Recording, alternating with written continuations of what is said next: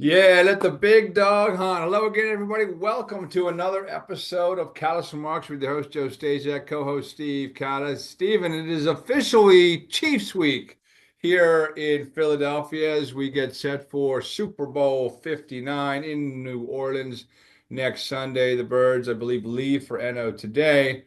And not much has changed. They have a pretty healthy squad. We talked about it last week. The centers, Jurgens and Dickerson, probably going to be okay. Everyone seems to be has gotten a clean bill of health. Brandon Graham might come back.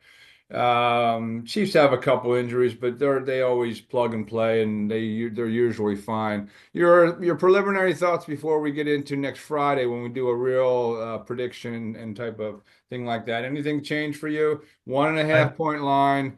Patrick Mahomes is Patrick Mahomes, and he's won three Super Bowls coming back from 10 points down. I told you it's hard to kill him. You can't kill the guy because of the things he does. Nick Sirianni said, "Yeah, we're going to do some things differently than we did in Super Bowl 57. You learn from your mistakes. You've seen a lot of tape on Patrick Mahomes and how he wins those games. What are your preliminary thoughts?" well, I think the game's going to be decided on can Barkley go nuts and can they keep the ball out of Mahomes' hands late in the game when it's, a one-score game.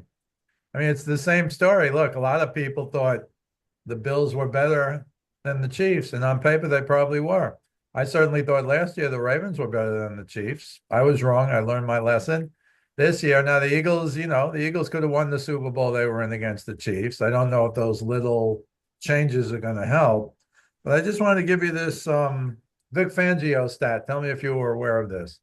So Vic Fangio, as you know, was the head coach of Denver. They weren't that good, but they were 0-6 against Patrick Mahomes and the Chiefs the 3 years Vic Fangio was there.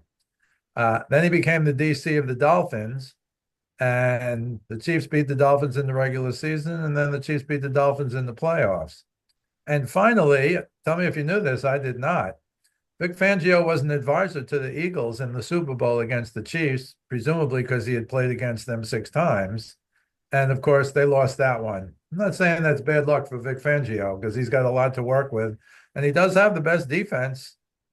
And that's the best defense in the NFL. The problem for me is what I thought that the Ravens could do last year, what I thought, well, I didn't think, but it was funny to watch. I think it was Mina Kimes, who we love. She knows more than some of the pro players she's sitting with. And I think it was Ryan Clark also. They said, yeah, we like the Bills. We like the Bills this year. It's different. And that's the problem. How is it different? You know what I mean? Because they are better on paper. The Eagles are better than the Chiefs on paper. Sure. But the Chiefs got, as you said, the guy you can't kill. So I don't know. I said last week I'm kind of leaning Chiefs, but if you analyze it, if you do the numbers, Joe, you're going to come out and say Eagles, Eagles, Eagles. And I think the game is going to be can they can't stop Barkley, but can they limit him? One of those you can't hope to stop him. You can only hope to, Contain him. slow him Sure. down. Yeah, contain him. Exactly. And I think that's the story of the game. But the Eagles have been able to do running plays with Barkley wide open. Like I think you have to go back to the Packers and watch film of them in the 60s, where they just, everybody knew they were going left with Paul Hornung and Jim Taylor, two Hall of Fame backs, and they couldn't be stopped. But Barkley, I mean, he breaks them for 60, 70. I don't want to say routinely, but almost in every game. So what if he Seems gets like one? it. What if he gets one of these early? Could it be a different game? Having said that, you got Andy Reid. I don't have Andy Reid's record in front of me, but his record off a bye week is unbelievable. And every Super Bowl is a bye week. So he gets 2 weeks to prepare. And we'll have to see first possession. The Chiefs went up and down the field their first possession against Buffalo like it was 11 against 7. So you knew not that they were going to win, but you knew that they could do it. And that's what you see, I think, in Andy Reid's first 15 plays, the old first 15 plays.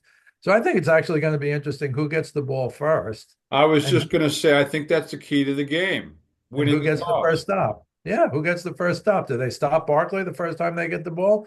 Do they stop the Chiefs, not just Mahomes, but the Chiefs, because they'll have plays that they know are going to work. And then finally, I'll just say, and we'll talk more about it on Friday, the vast experience that the Chiefs have in the Super Bowl in terms of number of players and number of victories is going to be a lot more, even though the Eagles were just in it. You know, 2 Super Bowls in 3 years is a pretty big accomplishment, win or lose. And a lot of those guys have been there, but the Chiefs have really been there because they've been to the mountaintop. They have been to the mountaintop, but I think not only the scripted plays, but getting the ball in the second half, because a lot of times you end the half, whoever, doesn't even matter who got the ball first, but you end the half Right, sometimes with the ball and a chance to score, and then you get it on the other side. right. I think that could be key in this Super Bowl coming up. Should be interesting. He is Patrick Mahomes. Um, the reason I'm leaning a little Eagles, and this isn't a biasness because I've said weeks ago I don't want to play the Chiefs. It's Sure. one team I do not want to play. I don't care if they're winning by 3 points every week because they have 15 back there. Um, it's really hard to win a Super Bowl. It is, and you can look at teams that have gotten close and never sniffed it again. Look at Tennessee, 2 yards short. Kevin Dyson never sniffed a Super Bowl again. These guys keep doing it. They've won three in the last 4 years. It's so incredibly hard. That's why no one's ever done three in a row. Look what the last time something was about to be historical that no one's ever done. The Patriots going 19-0. They were a 12 and a half point favorite over the Giants in that game, and they lost. It happens. It's really tough to maintain that. If anyone can do it, it's the Chiefs. I grant you that, but that'd be quite an accomplishment. And they are going up against, on paper, I think, a team that's more talented. Again, like Johnny said last week, these games aren't won on paper. And I crack up when I watch these shows. Well, who's the best team? Listen, it doesn't matter what you think right now. It's the best team in those 60 minutes or more on next Sunday. That's all. If you don't play better than the other Right. team, I don't care what your lineup looks like. So, going to be interesting. That line sticking at 1.5. I like when the Eagles, from an Eagles perspective, when they are the dog. It seems to, they seem to play a little different and have more success, but we shall see. It's going to be a fun Let, week, and we'll be let back. me give you one more stat. You Yeah. tell me if this is meaningful or not. I don't really think it's meaningful, but it's an interesting stat. So in the history of the Super Bowl, there have only been 4 times where starting quarterbacks played against each other more than once in the history of the Super Bowl. Okay. The first one is Terry Bradshaw against Roger Staubach in the 70s. Terry Bradshaw and the Steelers won both games. The next one is Troy Aikman against the Buffalo Bills, who could never win. Troy Aikman and the Cowboys won both games. The next one, surprisingly, is Eli Eli Manning Manning. against Tom Brady. Every time they had the second one, the same guy who won the first one won the second one. And here we are now, Pat Mahomes against Jalen Hurts, leading 1-0 in that rivalry. And here comes the second game. I think it's an interesting stat. I don't think it means anything for the game, though. Interesting. Yeah, it is interesting. There's a reason that happens. I mean, like the quarterback in those cases played better and did have a better team. I mean, look, the Steelers had the steel curtain and Eli. I mean, that to me, that's the anomaly of anomalies.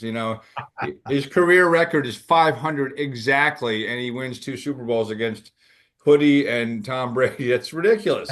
And he's on the Hall of Fame And ballot. he's in the Hall of Fame because of that. Other than Although that, I think, just for the record, I'm a Giants fan, as you know. I think he's a Hall of Famer solely because he beat the evil empire twice, right. including arguably the greatest team ever, the 18-0, now 18-1. But those were incredible games. I think I told you we didn't go to that one, but Johnny and I went to the second one. He's a diehard Patriots fan forever, as you know. And by the end of that game, and he must have been, I don't know, 17, 18, 19, he was a diehard. By the end of the game, I was hoping the Patriots would beat the Giants, but they didn't. But the only thing I could do was take him to the Atlanta Falcons Patriots game, which I told him he'll live to be 100 and he'll never see a greater game than that game that you were at. You know what I mean? So Incredible. we'll see what happens. I'll give you one more quick one. Longest win streak in one-score games in the history of the NFL. The Patriots in 2003, 2004 won 13 one-score games in a row.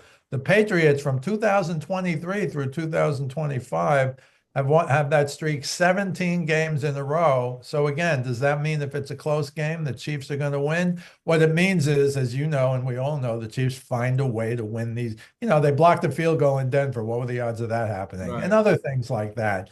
But that's a tough one. So they have so much experience in the playoffs, experience in championship games, experience in Super Bowls, and experience in one-score games. Although you and I might disagree, I didn't look at all the games, but if you're down 8, to me, that's a two-score game Yeah, because it is a you get a two-score game. touchdown and get a 2-point conversion. Sure. I know. I do agree with you on that. Yeah, absolutely. That's not just the extra point. So good stuff. We'll be back Friday to talk more about that. Before we leave, we have to talk about like one of the most epic trades in NBA history that kind of got dropped on us the other night. Luka Doncic, no longer a Dallas Maverick. He's now with the Lakers, and LeBron and Anthony Davis is now a Dallas Maverick. And I'm not as listen, it was shocking, but people listen, Dallas knows better the situation than anybody, and they got rid of him. They didn't even shop him. They went right after Anthony Davis. They didn't shop him around the league. There's a lot of good players in this league. They liked Anthony Davis, and you mentioned it in pre-show because of his defense. Defense wins championship. Luka doesn't play a lick of defense. Um, Well, and he cries a lot, and a lot of guys cry a lot, and but he is clutch, and I think he's second to only Michael Jordan in postseason points per game. He does have 30, but again, if you're a pylon, I mean, you can put up a lot of numbers, but if you're not playing defense and you're getting torched and you're just one for one, whoever's up against you, Dallas knows more than anybody the problems with Luka Doncic.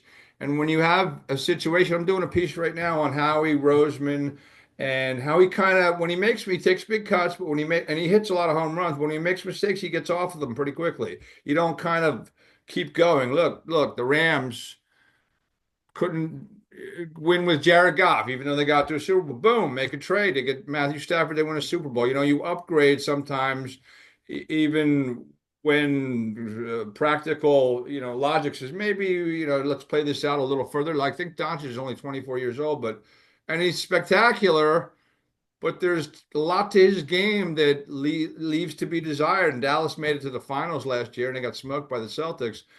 But they're not stupid. It's not a stupid organization, and they obviously, I think maybe they could have shopped it a little bit more. I mean, Davis is 31, but they obviously are okay with the trade. And well, I want to know your thoughts. well, the question is, will he stay healthy? Because the GM of Dallas didn't come out and bang Doncic because he can't guard a fire hydrant, but he did come out and say, we think defense wins championships. And generally speaking, that's true. And now they have a big man.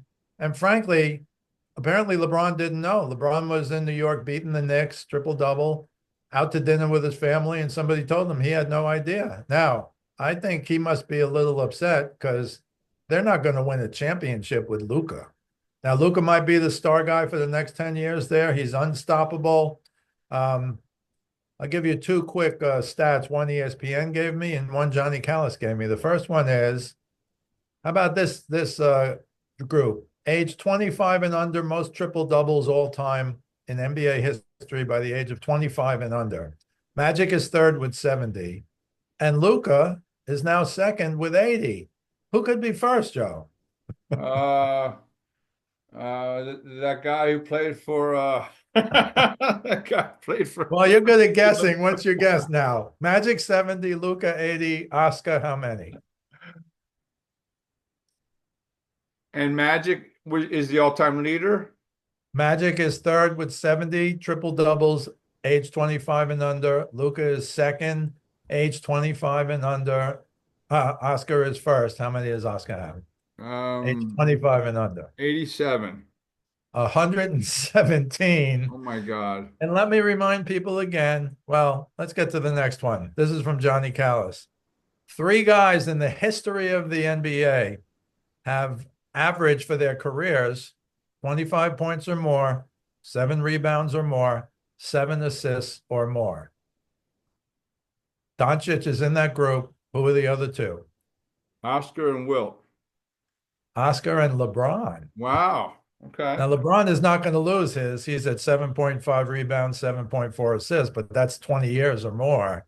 Doncic is at 8.7 rebounds, 8.3 assists. So, but he's got 10 more years. So who knows? The At problem for least. Oscar, of course, Oscar at the end, his stats weren't that good. He stuck around. He won the championship with Alcindor, then maybe Kareem by then. And then they lost in game 7 a few years later. But again, it just shows you the Oscar's just everywhere on these things. And the other problem to me is Luka has this calf injury. He hasn't played since Christmas. And it's the second time he had a calf injury this year. And nobody said he's coming back right now. They're hoping for the All-Star break, which is still, I think, a couple weeks away. And by the way, AD has that abdominal something. I don't even know what that is, but he's missed a few games as well. Although give the Lakers credit, they buried the Knicks the other day, 128 Saturday, 128 to 112, and LeBron had a triple double. I Well, mean, Anthony Davis is kind of always hurt. I mean, his nickname is right, Street Clothes. I mean, when your right. nickname is Well, they want to make a run this year. I heard Perkins give a whole big thing on how good they really are and how these two centers we don't really know, Daniel Gafford and Derek Lively, how good they are. But the good news and what AD will like a lot is he gets to play the 4 now. At LA, they always made him virtually always made him play the 5, and he wants no part of that. So they might actually improve. And they got Spencer Dinwiddie when he was with the Nets. He was really, really really good. So good. he's good off the bench. PJ Washington is good, but it's going to come down to how does Kyrie feel and how will Kyrie play? He got snubbed, I thought, for the All-Stars. But he's still Kyrie. Nobody can stop him. And so, that's an interesting. The Mavs are more likely to make a run, in my opinion, than the Lakers, certainly this season or even next season. I assume LeBron has an opt out. The real question is if he wants to play next year, does he opt out and go somewhere else? Because I don't know how the Lakers are winning because they don't even have a big man now. Certainly not a good one, I should say. Well, they brought in at least a box office name for the next 10 years who's going to replace LeBron, and whether he rounds his game off and they can surround him with people, who knows? But yeah, I think Dallas has a better chance of doing something and winning a title a lot sooner than the Lakers do. But interesting trade, interesting stuff. So we'll get into more of that on Friday, and looking forward to it. You can catch Steve's stuff on his daily Facebook forum page. Speaking of sports with Steve Kallas, also his videos on westchestercountypost.com, and you can find this podcast on YouTube every Monday during the football season and Fridays as well, and also on all the audio outlets, Spotify and Apple, etc. You can follow me on Joe Staszak on Instagram at Joe Staszak4799, or on X at Joe Staszak975, or follow me at heavy.com. I cover the Philadelphia Eagles. And we'll have more on the Super Bowl. We'll have more Super Bowl coverage on Friday, man. Looking forward to it. 7 days away. Can't get here Same fast here. enough. Always a pleasure, Joe. You too, pal. Appreciate it, folks, for watching, and we'll catch you on Friday.